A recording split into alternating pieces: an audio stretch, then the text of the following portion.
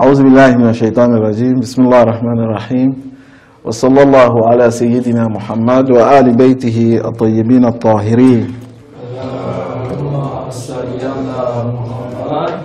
آل محمد وعجل فرجهم. Donc hier nous avons fait un peu l'analyse de l'événement de Ghadir Khoum et nous avons parlé un peu sur le sermon du prophète Muhammad sallallahu alayhi wa alihi qu'il a eu à délivrer ces jours-là. Et nous avions aussi prouvé que lorsque vous allez constater l'atmosphère, l'atmosphère qui existait, qui va entourer cet événement-là, et que la parole du prophète Muhammad sallallahu alayhi wa alihi concernant l'imam Ali alayhi salam, et que cette parole-là, sans doute,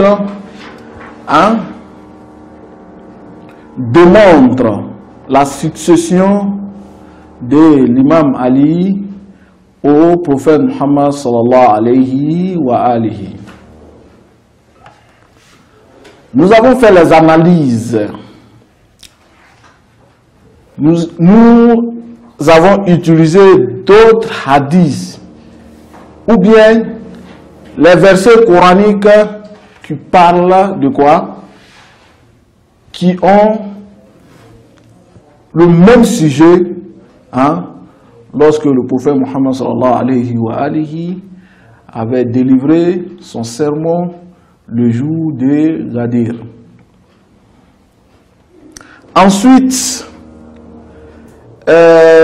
nous avons parlé de Al-Bayt. Donc la conclusion est que cette révélation, lorsque le prophète Muhammad sallallahu alayhi wa alihi a reçu le verset pour annoncer, pour donner une information, et que si cette information-là n'avait pas été donnée aux gens, le prophète n'aurait pas accompli sa mission. Donc vous allez voir que dans l'histoire, lorsque le prophète Muhammad sallallahu alayhi wa alihi va finir à la fin de son sermon, il va dire ceci, que celui qui est présent informe celui qui n'est pas présent. Est-ce que vous avez vu? Donc cela démontre aussi l'importance de ce sermon-là, de ce dernier sermon que le prophète Muhammad sallallahu alayhi wa alihi a fait, a délivré parmi plusieurs nations. Où ça? Dans un carrefour où tous les musulmans de tous les quatre côtés du monde, de tous les quatre côtés du monde se sont rencontrés, c'est-à-dire que les pèlerins qui étaient là ce jour-là ont reçu le message du prophète Muhammad sallallahu alayhi wa alihi. Et après cela, vous allez voir, Allah subhanahu wa ta'ala va révéler quoi?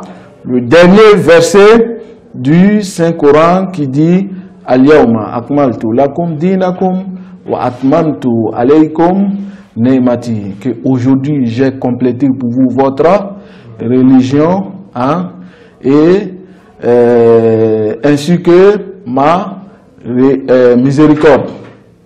Est-ce que vous avez vu? Donc, cela démontre aussi que nous avions dit depuis le début que wama arsalnaka illa rahmatan lil alamin, que nous ne t'avons envoyé que pour la miséricorde, pour le monde entier. Donc vous avez vu déjà, Allah subhanahu wa ta'ala parle de miséricorde ici encore dans ce dernier verset. Bien vrai qu'il y a une divergence parmi les savants du Saint-Coran lorsqu'on veut parler quel est le dernier verset qui a été révélé. Est-ce que vous avez vu?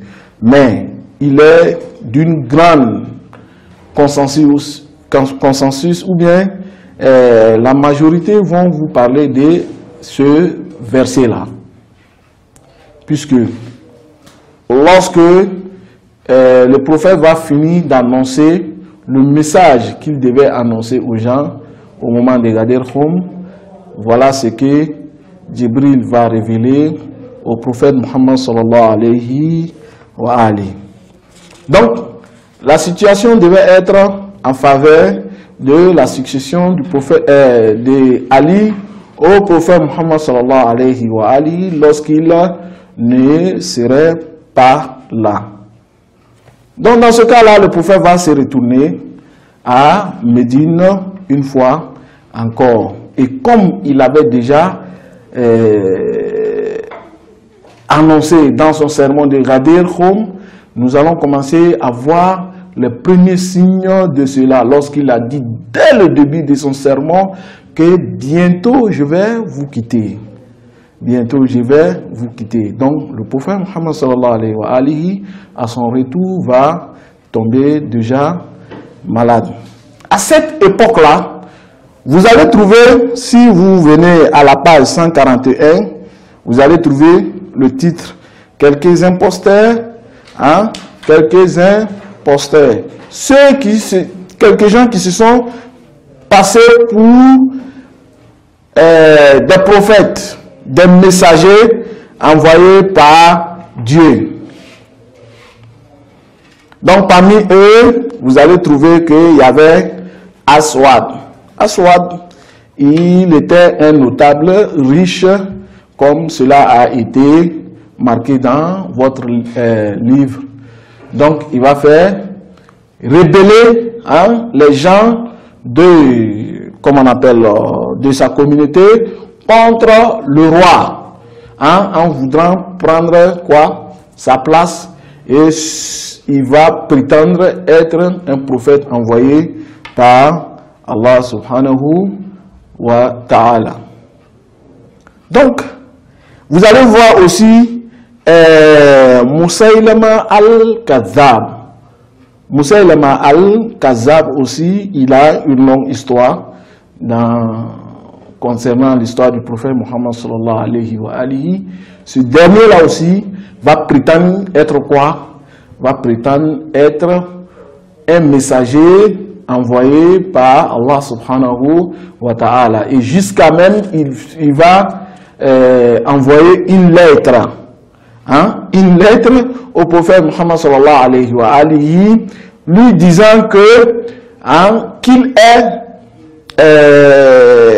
je ne sais pas, on dit sharik. En arabe, on dit sharik. C'est-à-dire que quelqu'un qui est associé à quelqu'un d'autre en faisant un travail. C'est-à-dire que quoi? Lui et le prophète Muhammad sallallahu alayhi wa alihi sont des prophètes, sont des messagers d'Allah. Voilà, dans sa lettre, il va lui dire cela. Donc, dans ce cas-là, il devait faire des partages de terres et etc. Mais le prophète Muhammad sallallahu alayhi wa alihi, vous allez voir que il va répondre à la lettre de Musaylama en lui traitant de menteur, et il va aussi prouver son mensonge. Vous savez que dans l'histoire, Musaylama al-Kazzab aussi, lorsqu'ils vont lui demander à faire des miracles, vous savez, le prophète Muhammad sallallahu alayhi wa alihi, pendant sa vie, a eu à faire des miracles.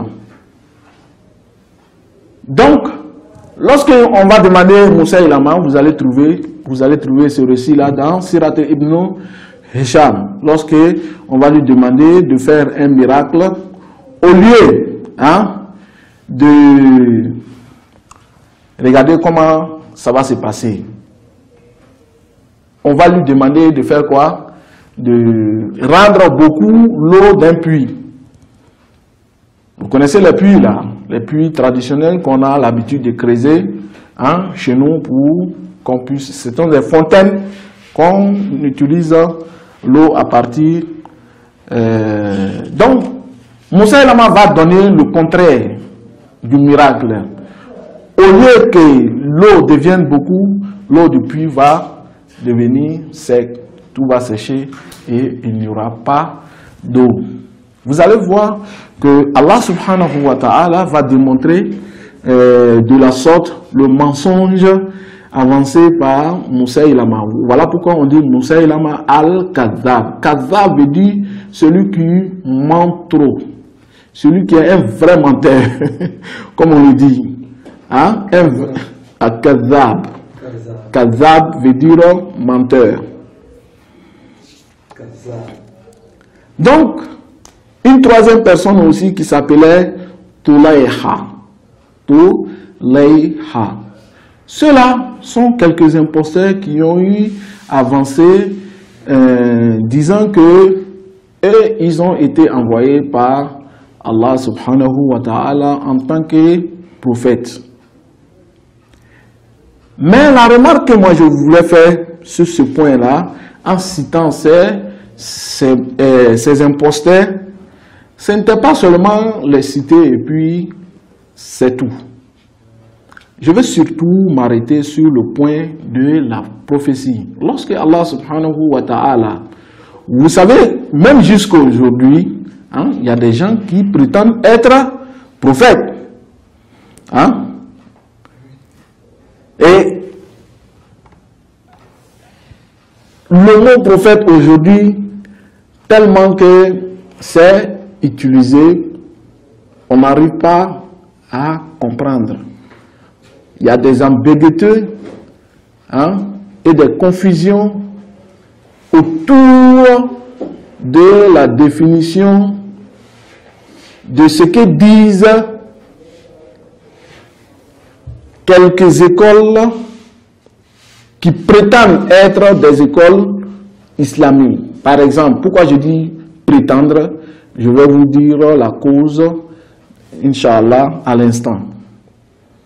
Par exemple, les Qadiani, je ne sais pas si vous les connaissez, les Ahmadis.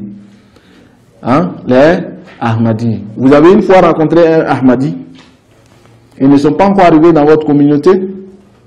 Ok. Donc ceux-là prétendent, par exemple, que Ghulam Ahmad est un prophète. Oui, Ahmadi. Il vient en Haïti. Il a sa communauté en Haïti. Voilà. Donc, je veux dire que ça, c'est une école de confession qui prétendent ou bien qui s'attribue à l'islam. Je dis qu'il s'attribue à l'islam parce que une fois, je vous ai dit ici, nous avons les nécessaires, nous avons les nécessités de la religion. Il y a des croyances qui sont nécessaires. Quiconque va dévier ces croyances-là, nous allons lui considérer en tant que mécréant. C'est-à-dire qu'il sera automatiquement un mécréant. Il va sortir de l'islam.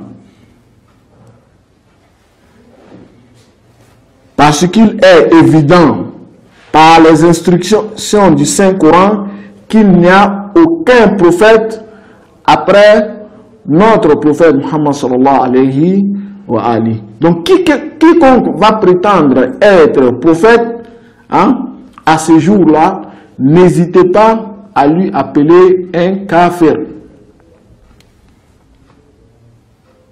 S'il veut qu'il gêne de la manière dont vous gênez, s'il veut qu'il prie de la manière dont il vous priez, mais lorsqu'il va prétendre être prophète, alors il va sortir de l'islam.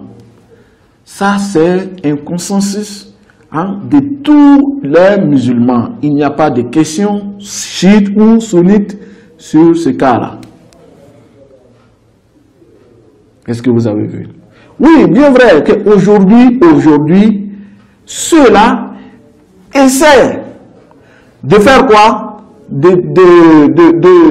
donner une définition à ce mot ou bien à la prophétie de Ghulam Ahmad, mais toujours en vain. Toujours, je dis quoi? En vain. Ils n'ont aucune défense concernant les principes de cette déclaration qui dit que Ghulam Ahmad est un prophète. Voilà pourquoi je vous dis, il ne faut pas hésiter. Quiconque va dire que je suis prophète, Monsieur Yahya, il faut dire, tu es un mécréant. Est-ce que vous avez vu? Deuxièmement, je vais vous donner la différence entre ce qu'on appelle miracle et ce qu'on appelle magie. Vous avez une fois pensé à cela? Lorsqu'on vient dans le domaine religieux, on dit voici miracle, voilà ce qu'on appelle magie. Vous connaissez la différence?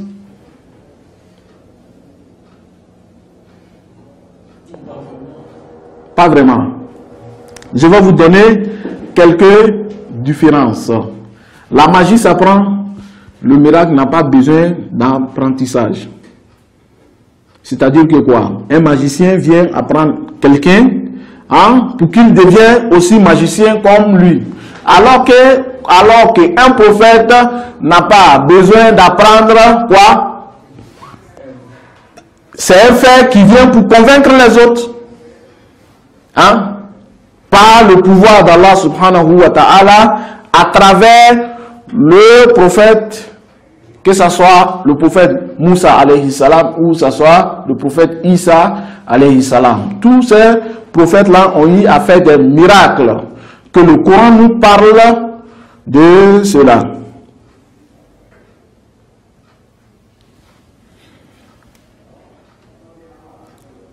Est-ce que vous avez vu?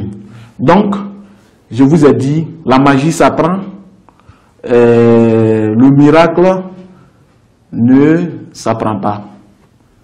On n'a pas d'école où il faut apprendre le miracle. Deuxième différence, voici, est que le miracle est accompagné d'un défi. Le miracle est accompagné toujours d'un défi. Lorsque vous allez voir toujours l'histoire des miracles qui ont été produits par les prophètes, toujours cela a été accompagné par un défi qui peut dire mieux, qui peut envoyer plus mieux que ce miracle-là. Or pourtant, la magie n'a pas besoin de cela. J'ai dit qu'on n'a pas besoin de cela, c'est-à-dire que toujours les magiciens, ils ne rentrent pas en conflit.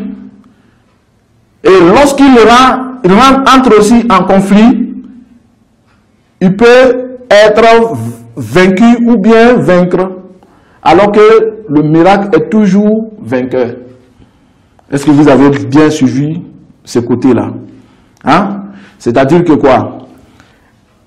Supposons deux magiciens. Lorsque deux magiciens sont en conflit, qui va gagner?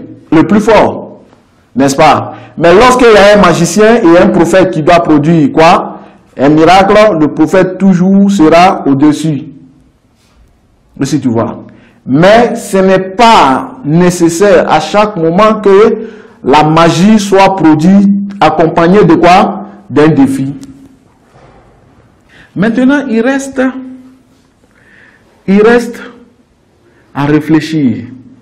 Par exemple, concernant le miracle, il y a beaucoup d'études que nous devons faire là-dessus. Nous ne pouvons pas parler de tout cela ici. Mais c'est parce que nous avons parlé de quelques imposteurs que je suis en train d'évoquer ce sujet-là pour qu'on ait une notion.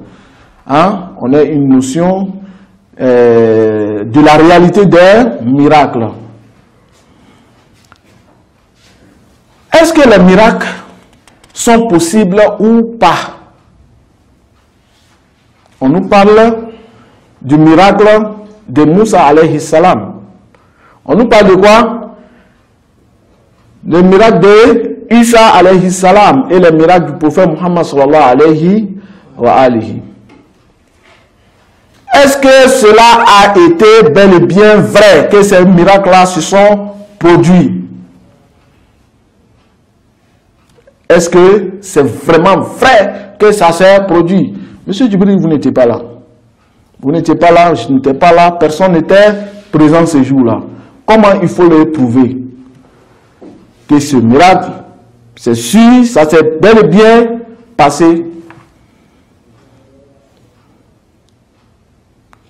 Hein? Que va me prouver?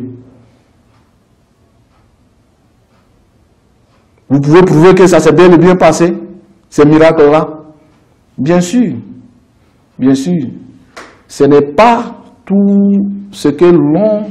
Par exemple, le cas des miracles, il ne suffit pas, ou bien il n'est pas nécessaire d'être présent à cette époque-là pour assumer, pour confirmer que ces miracles-là se sont bel et bien passés.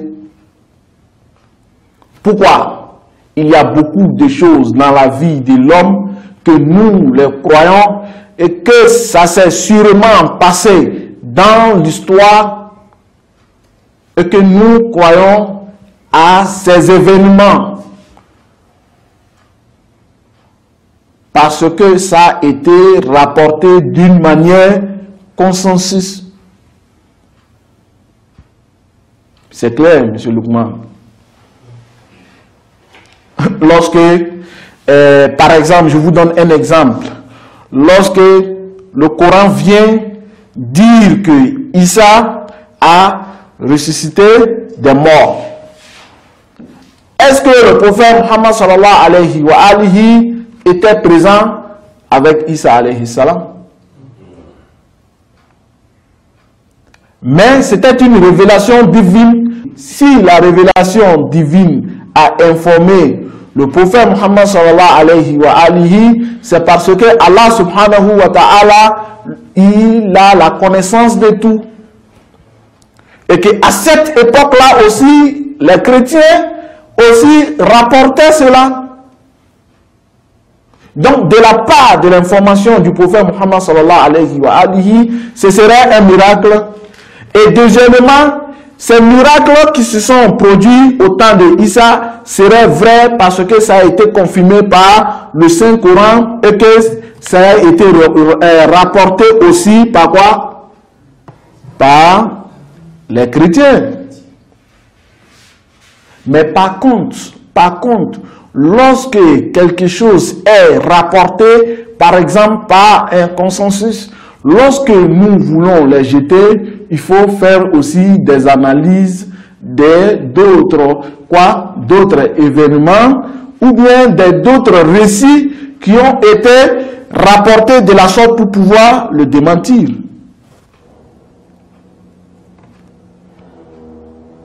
Je vais vous donner un exemple ici, parce que c'est sérieux. Il faut que je m'arrête ici un peu pour discuter là-dessus. Ça n'avait pas été rapporté par qui? Peut-être qu'on ne savait pas à cette époque que les évangiles ou bien les livres saints avaient été falsifiés. Et que le Coran va venir nous informer de cela. Comment est-ce que nous allons faire quoi? Comment est-ce que nous allons croire au Saint-Coran? Comment nous allons nous appuyer au Saint-Coran pour dire que ces livres saints-là ont été falsifiés? C'est clair. Nous allons partir. Et d'abord, le Coran nous a informés. En nous informant, qu'est-ce qu'il nous a fait? Le Coran nous donne le mouvement, nous fait quoi? Nous suscite à faire des recherches. Et lorsque nous allons faire des recherches de l'histoire de ces livres-là, nous allons soupçonner que ces livres-là ont eu plusieurs étapes. Et ces plusieurs étapes ont fait quoi? Nous donnent la connaissance qu'il y a eu des changements. Et deuxièmement, nous allons voir que des enseignements qui ne seront pas concordants, par exemple, à quoi? À la logique, par exemple. Par exemple, je vous donne même la base de l'écriture sainte de la Bible. Pourquoi dit-on que la Bible est la parole de Dieu? Vous connaissez très bien que la Bible n'a pas été écrite par Isa alayhi salam. Mais on vous parle de l'Esprit Saint, du Saint-Esprit, lorsque ces choses, comme on appelle, c'est ceux qui ont, par exemple, Jean et Marc, etc., ont été assistés par l'Esprit Saint. Comment faire l'analyse de cela? Donc c'est une attribution qui est automatiquement différente de l'attribution de quoi? Du Saint-Coran à Allah subhanahu wa ta'ala. Est-ce que vous avez vu? Donc, beaucoup de recherches à faire sur ce point-là. Si vous avez vu, je n'ai pas mentionné des noms, mais il y a eu des problématiques, par exemple, de quelques philosophes tels que David Hume, lorsqu'il parle du miracle.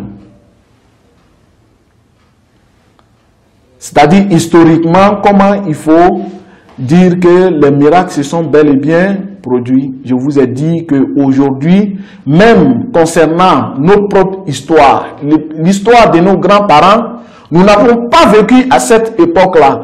Mais, vu que cette histoire a été rencontrée d'une manière consensus, vous allez voir que nous allons le croire automatiquement sans même faire d'objection.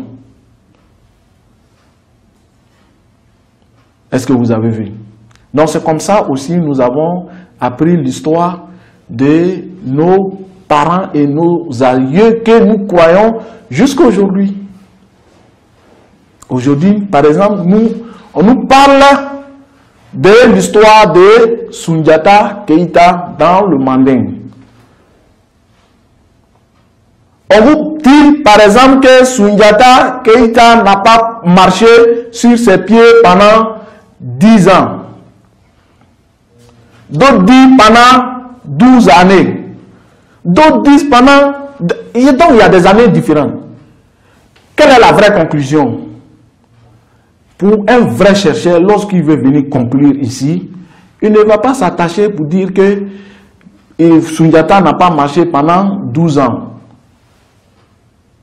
Oui, s'il dit qu'il n'a pas marché pendant 12 ans, oui, c'est qu'il a les preuves palpables. Il a des signes. Mais lorsqu'il n'a pas de signes, quelqu'un qui rassemble toutes ces paroles-là, il dit Soundiata n'a pas marché pendant longtemps. C'est 10 ans, c'est 12 ans. Lui, il s'arrête là. Est-ce que vous avez vu? Donc, c'est comme ça aussi concernant beaucoup des faits historiques.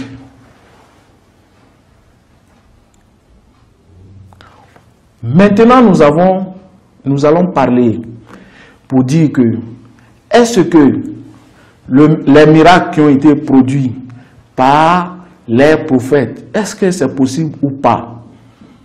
Comme je l'ai dit, il y a des philosophes qui vont vous dire que cela est impossible parce que ce n'est pas concordant au fait naturel. Le temps n'est pas trop, Inch'Allah, je vais m'arrêter ici. Nous allons continuer ce cours-là après quelques minutes. Et pour le film, Inch'Allah, nous allons le continuer demain. Inch'Allah, alhamdulillah, rabbil alamin.